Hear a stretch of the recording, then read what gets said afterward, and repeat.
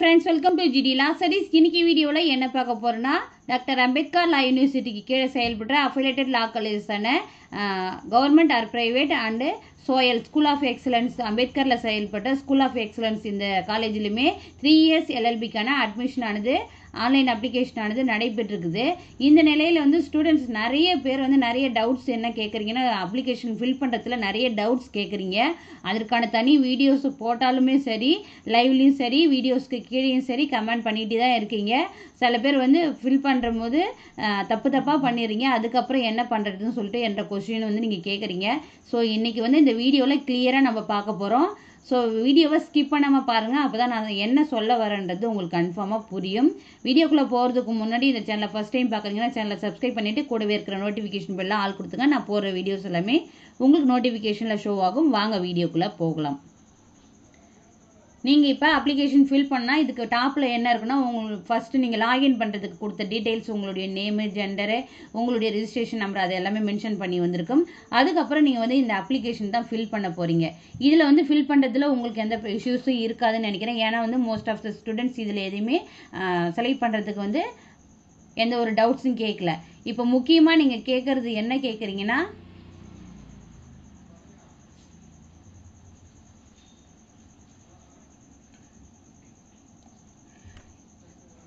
Details of qualifying examination. இந்த mark போடுறதுல தான் நிறைய பேர் வந்து மிஸ்டேக் பண்ணிகிட்டே இருக்கீங்க.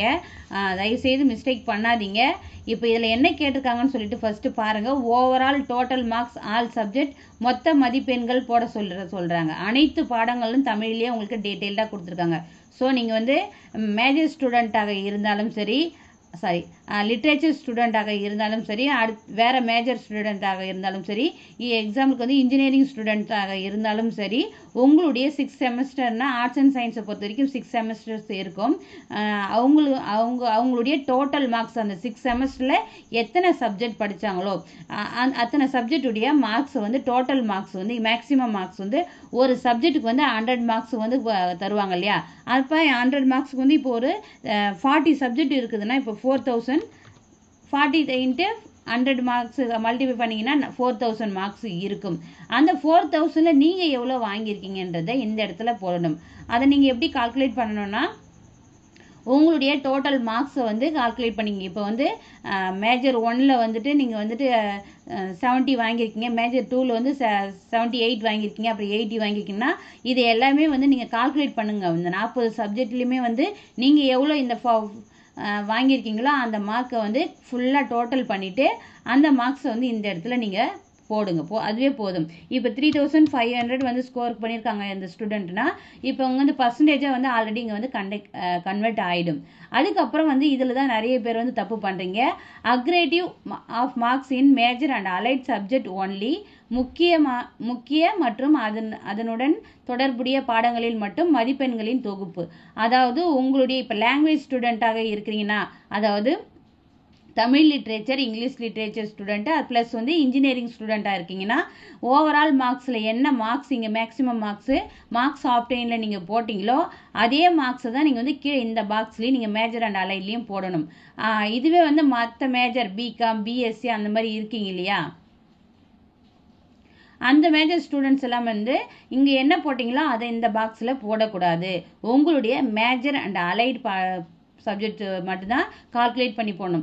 இப்போ இதில் வந்து டோட்டலாக வந்து 40 சப்ஜெக்ட் இருக்குதுன்ற பட்சத்தில் இதில் டோட்டலாக வந்து 30 சப்ஜெக்ட் இருக்குதுன்னா 30 × 100னா 3000 இருக்கும். 3000ல் நீங்கள் எவ்வளோ வந்து ஸ்கோர் பண்ணியிருக்கீங்க? இப்போ 2500 ஸ்கோர் பண்ணியிருக்கீங்கன்னா இங்கே போட்டிங்கன்னா அதற்கான பர்சன்டேஜ் இந்த கால்குலேட் ஆகிடும். ஸோ நீங்கள் வந்து ஓவரால் டோட்டல் பர்சன்டேஜுக்கும் நீங்கள் அலைட் அண்ட் மேஜரில் எடுத்த மார்க்கான பர்சன்டேஜ் வந்து கண்டிப்பாக வந்து இது வந்து குறைஞ்சி தான் இருக்குமா இதை விட. சரிங்களா? இப்போ இதில் இன்னொரு விஷயம் என்ன கேட்குறீங்கன்னா எங்களுக்கு வந்து சிஜிபிஏல கொடுத்துருக்காங்க, நான் எப்படி வந்து இதை மார்க்ஸாக வந்து கன்வெர்ட் பண்ணுறது அப்படின்னு சொல்லிட்டு நிறைய பேர் கேட்குறீங்க. சிஜிபிஏவில் உங்களுக்கு கொடுத்துருந்தாங்கன்னா உங்களுடைய பேக் சைட் மார்க் ஷீட்டை வந்து திருப்பி பாருங்கள். உங்களுக்கு வந்து ஏ கிரேடுனா 70 to 80 அப்படி கொடுத்துருப்பாங்க. 70 to 80 கொடுத்துருக்காங்கன்னா நீங்கள் எவ்வளோ மார்க் வாங்கியிருந்து சிஜிபிஏவில் கொடுத்துருக்காங்கன்னு பாருங்கள். இப்போ 77 வாங்கியிருக்கீங்கன்னா 7.7 உங்களுக்கு சம்திங் கொடுத்துருப்பாங்க சிஜிபிஏவில். அது உங்களுக்கு பர்சன்டேஜை நீங்கள் கன்வெர்ட் பண்ணணும்னா 10ஆல் மல்டிஃபை பண்ணிங்கன்னா உங்களுக்கான பர்சன்டேஜ் அதில் வந்து வந்துடும். உங்களுக்கு வந்து கண்டிப்பாக வந்து பேக் சைடில் உங்களுடைய கிரேடுக்கான பர்சன்டேஜ் வந்து கண்டிப்பாக கொடுத்துருப்பாங்க. ஸோ உங்களுடைய மார்க் ஷீட்டை நீங்கள் வந்து திருப்பி பார்த்தாலே உங்களுக்கு வந்து அது தெரிஞ்சிடும். நீங்கள் அதை வந்து பார்த்துக்கலாம். அதுக்கப்புறம் நெக்ஸ்ட்டாக வந்து இருக்கிற பெரும்பாலான டவுட்ஸ் என்னென்னா, நான் ஸ்பெஷல் ரிசர்வேஷனில் இருக்கேன், ஆனால் அதுக்கான சர்டிஃபிகேட்ஸ் என்கிட்ட இல்லைன்னு சொல்லிட்டு சொல்கிறீங்க. அப்போ நான் வந்து அப்ளை பண்ண முடியுமான்னு கேட்குறீங்க. உங்களுக்கு ஸ்பெஷல் ரிசர்வேஷனில் நீங்கள் இருக்கீங்கன்ற பட்சத்தில் அதுக்கான சர்டிஃபிகேட் இருந்தால் மட்டும்தான் நீங்கள் வந்து அப்ளை பண்ண முடியும். இப்போ வந்து சில்ட்ரன் ஆஃப் எக்ஸ் சர்வீஸ்மேன் அதுக்கான சர்டிஃபிகேட்ஸ் உங்களுக்கு வேணும்.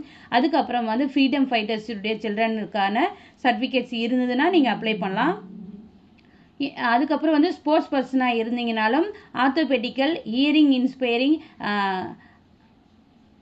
Visual inspired, autism, multiple disability இந்த மாதிரி இருக்குங்கிற பட்சத்தில் இதில் எந்த ஒரு ஸ்பெஷல் ரிசர்வேஷனில் நீங்கள் இருக்கீங்களோ அதற்கான சர்டிஃபிகேட்ஸ் உங்ககிட்ட இருக்கணும். இப்போ வந்து ஹெல்த் இஷ்யூஸில் இருக்கீங்கன்னா இதில் வந்துட்டு எது மல்டிபிள் டிசபிலிட்டிஸ் இருக்குதுன்னா அதுக்கான மெடிக்கல் சர்டிஃபிகேட் கண்டிப்பாக உங்களுக்கு வேண்டும். அதே போல் தான் இன்னொரு ஸ்பெஷல் ரிசர்வேஷன் இருக்குதுனாலும் இதில் சூஸ் பண்ணிவிட்டு அதற்கான டாக்குமெண்ட்ஸும் உங்கள் கையில் இருக்கணும். இப்போ வந்து நான் எக்ஸாம்பிளுக்கு வந்துட்டு ஃப்ரீடம் ஃபைட்டர்ஸ்னு கொடுத்துக்கிறேன். இதில் வந்துட்டு எக்ஸாம்பிளுக்கு வந்து எக்ஸ் சர்வீஸ்மேன் நான் கொடுத்துக்கிறேன். நீங்கள் வந்து அதற்கான டாக்குமெண்ட்ஸ் அப்லோட் பண்ண வேண்டியது இருக்கும். அதுக்கப்புறம் வந்து நெக்ஸ்ட்டாக நம்ம என்ன பார்க்க போகிறோம்னா டாக்குமெண்ட் அப்லோட் பண்ணுற விஷயத்தை தான் பார்க்க போகிறோம். இந்த டாக்குமெண்ட் அப்லோட் பண்ணுறதுலேயே நிறைய பேருக்கு வந்து நிறைய டவுட்ஸ் இருக்குது. அதையும் வந்து நம்ம இப்போ கிளியர் பண்ணிடலாம். ஃபர்ஸ்ட் வந்து நீங்கள் என்ன பண்ணணும்னா உங்களுடைய ஃபோட்டோ வந்து நீங்கள் அப்லோட் பண்ண போகிறீங்க. உங்களுடைய ஃபோட்டோ வந்து ரீசெண்டாக எடுத்த ஒயிட் பேக்ரவுண்ட் ஃபோட்டோவாக இருக்கட்டும். அதுதான் வந்து கொஞ்சம் நீட்டாக நல்லா டீசெண்டாக இருக்கும்.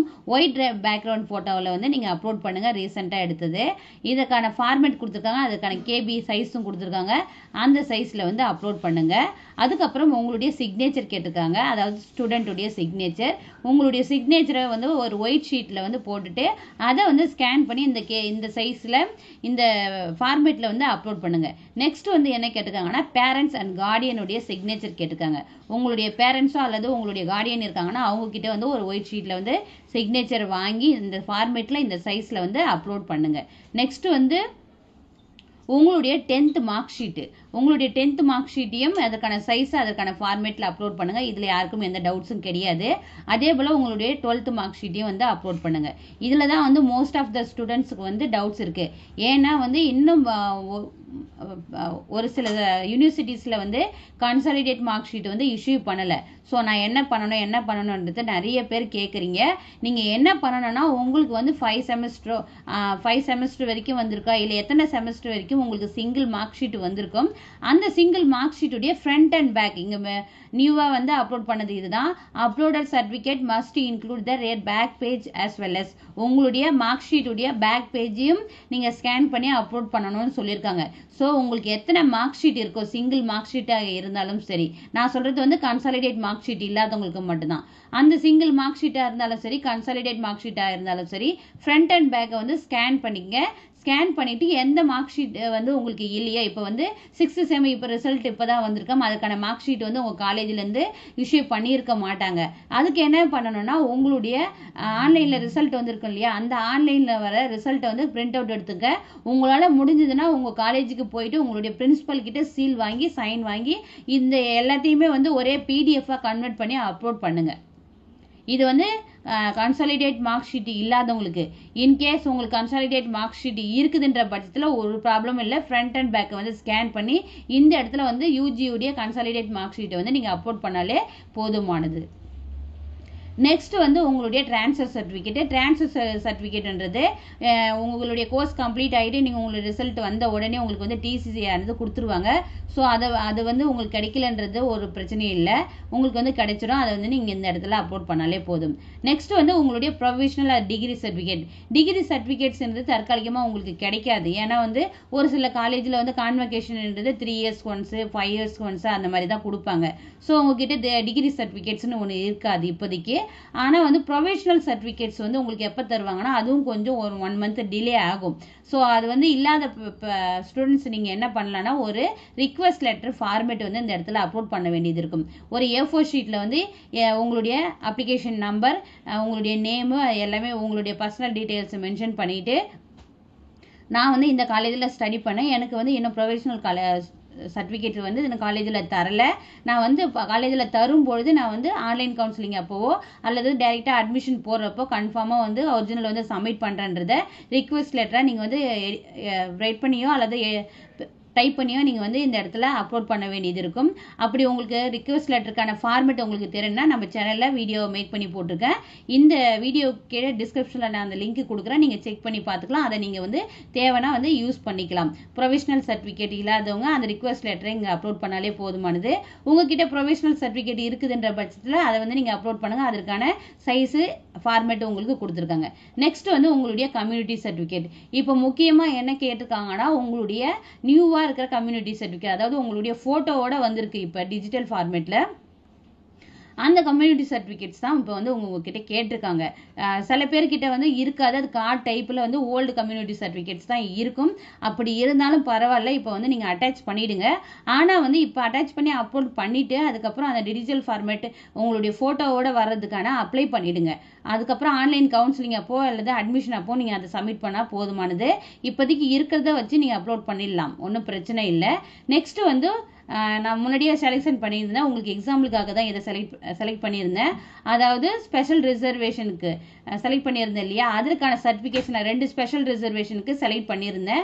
ஸோ நீங்கள் வந்து என்னென்ன ஸ்பெஷல் ரிசர்வேஷனுக்கு செலக்ட் பண்ணியிருக்கீங்களோ அதற்கான டாக்குமெண்ட்ஸை இதுலேயும் செலக்ட் பண்ணி நீங்கள் அப்லோட் பண்ணணும். ஸோ ஸ்பெஷல் ரிசர்வேஷன் என்றது நீங்கள் வச்சிருக்கீங்கன்ற பட்சத்தில் அதற்கான சர்டிஃபிகேட்ஸ் நீங்கள் வச்சிருந்தா மட்டும்தான் வந்து நீங்கள் அப்ளை பண்ண முடியும். இல்லைனா வந்து ஸ்பெஷல் ரிசர்வேஷனில் நீங்கள் அப்ளை பண்ண முடியாது. ஸோ அதற்கான ஸ்பெஷல் ரிசர்வேஷன்னா 2 வச்சுருக்கீங்கன்னா ஃபர்ஸ்ட்டு செகண்ட் இது 2த்துலையுமே வந்து நீங்கள் அப்லோட் பண்ண வேண்டியது இருக்கும். இது எல்லாமே முடிச்சுட்டு நீங்கள் என்ன பண்ணணும்னா